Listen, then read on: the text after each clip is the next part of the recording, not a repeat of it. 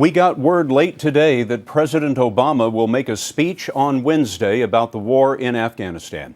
He's expected to talk about U.S. troop levels there. A withdrawal is due to begin this summer.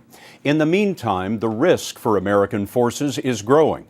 The number of wounded doubled last year after the surge began. And in a new Pentagon survey of combat troops, more say that they are getting into firefights and facing roadside bombs.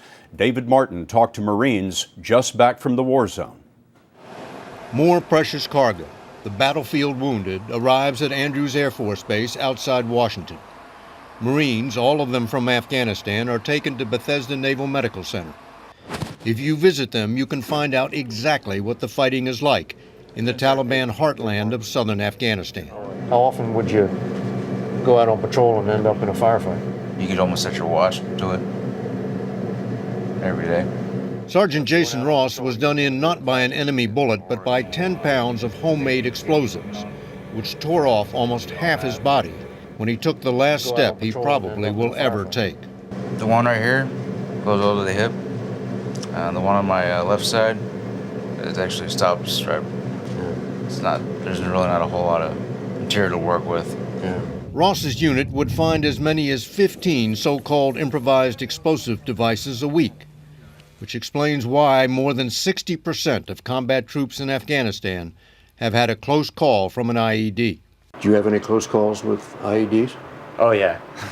Oh yeah. It was, I'm sorry, Mom, but I remember the first one I stepped on we ended up finding it was a 40-pound pressure plate, but it didn't go off because it was made for a truck. So you weren't heavy enough. Exactly. Lance Corporal Ryan Blackberger lost 3 buddies to IEDs. One of them, Sergeant Sean Callahan, was buried at Arlington Cemetery on the day the rest of the country cheered the killing of Osama bin Laden. 73% of combat troops in Afghanistan have lost a member of their unit.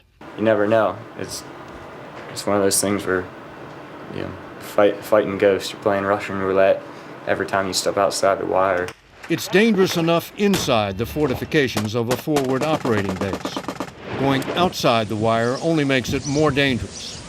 Blackberger was shot through the pelvis. All of a sudden, someone just opened up on us, like 80 yards away. 78% of combat troops in Afghanistan have been in a firefight with the enemy. Yeah, my very first patrol, I got on a firefight, and it was pretty crazy.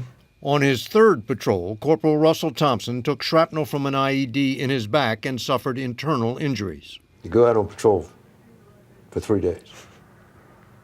You get in a firefight, and you get hit by an IED. Yep. Sounds pretty intense to me. Yeah, I don't know, I guess some people would say I'm lucky or unlucky, but I guess it is what it is.